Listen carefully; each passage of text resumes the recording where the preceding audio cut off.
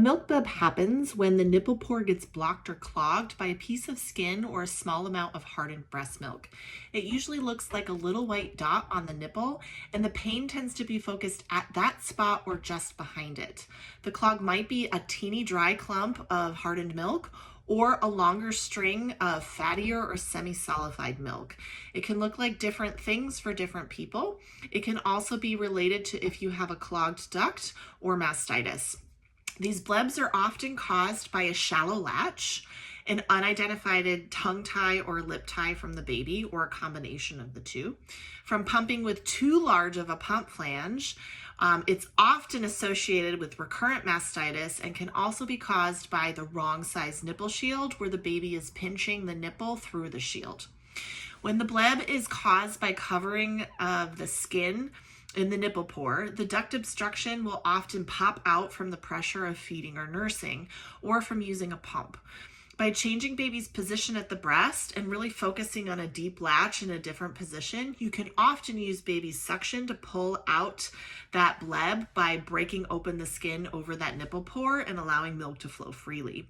You may notice that if you hand express or pump, that milk may come out as a solid clog or a clump, and come out all in one piece. That area can be really tender and sore after you move that clog. Now, when you have a milk bleb, the first step is to identify why you're having the clog. So if you have a shallow latch, you want to address the position and latch. If you can't figure that out on your own, please definitely find and work with a qualified lactation consultant. If you have been told that there's a possibility of a tie, there's a slight tie, anything like that, you'll definitely want to be seen by a qualified lactation consultant or a skilled pediatric dentist. Remember that pediatricians are not trained in identifying tongue ties. And so if you were only merely looked at for a tie, that was not a full assessment for a tie. A full hands-on assessment needs to be done to determine if the tongue is tied.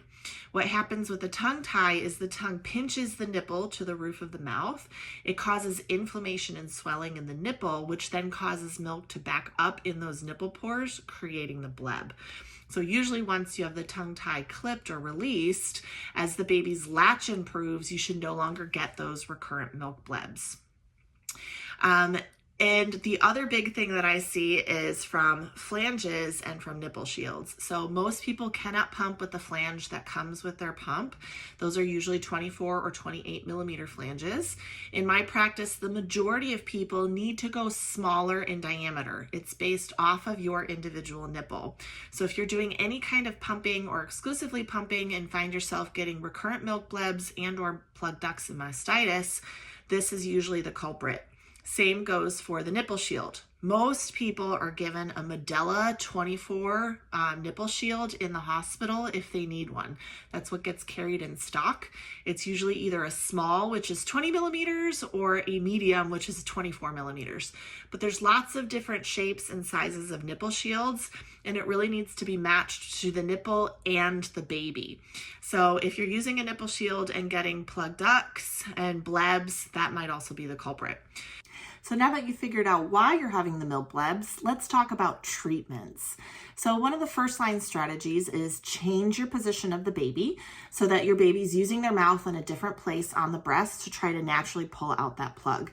Instead of pumping too much, especially if you're not using the right size flange, you want to instead use hand expression where you can focus on that area to be able to pull milk through that bleb. If you don't know how to hand express, check out my course called Latched, where I show you how to do that.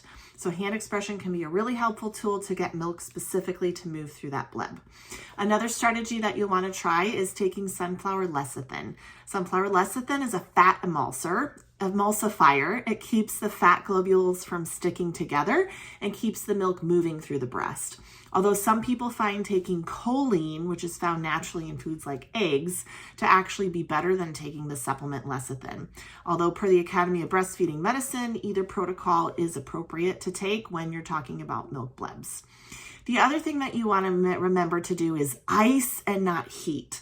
So usually those blebs are caused by inflammation where there's been swelling around that nipple area where milk is not moving through efficiently. So instead of doing a lot of heat, which can actually perpetuate the inflammation, you want to put ice on that area. You can ice immediately after feeding or pumping to hopefully help reduce that inflammation for you. Another strategy that can help are saline and Epsom salt soaks. So putting saline or Epsom salts in something like a haka where you can submerge that nipple, or putting those in a bowl and submerging can also help really soothe that area. If you've exhausted all of the other options, coconut and olive oil on the tip of the nipple, Epsom salt soaks, icing after, you've addressed the shallow latch, you've addressed the tongue tie, and you're still getting recurrent blebs, which are then leading to mastitis. According to the Academy of Breastfeeding Medicine Protocol for Mastitis number 36, another medication that you could actually ask for prescription for from your healthcare provider would be triamcinolone 0.1% spot applied 3 times a day for 1 to 3 weeks. This medication is a cream that you would gently apply after feeding and pumping right on that nipple bleb. You would remove it with a soft washcloth or wipe it off before feeding, but that has been found to be successful in helping with recurrent or stubborn milk blebs. You may have heard somebody give you the advice to use a soft washcloth or a fingernail to try to pick at the top of that milk bleb. If it's just skin covering over the nipple pore, you're better off trying to use the baby in a different position to naturally pull that open during a feeding instead of trying to pick at or pop that nipple bleb.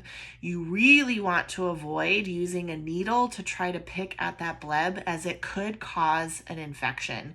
You do not want to be dealing with an infection while you're trying to work on that milk bleb. If you needed to have it opened up, seeing a breast specialist or a breast surgeon could be an option with the use of a sterile needle, but you would want to definitely make sure that you're being seen by a healthcare provider before doing that. If you are also getting recurrent plug ducts and mastitis along with those milk blebs, there are other therapies like ultrasound therapy done by a physical therapist that can help break up that milk fat to help it move through the breast. But as always, you want to find the root and address that first so that those issues don't happen again. Now you know.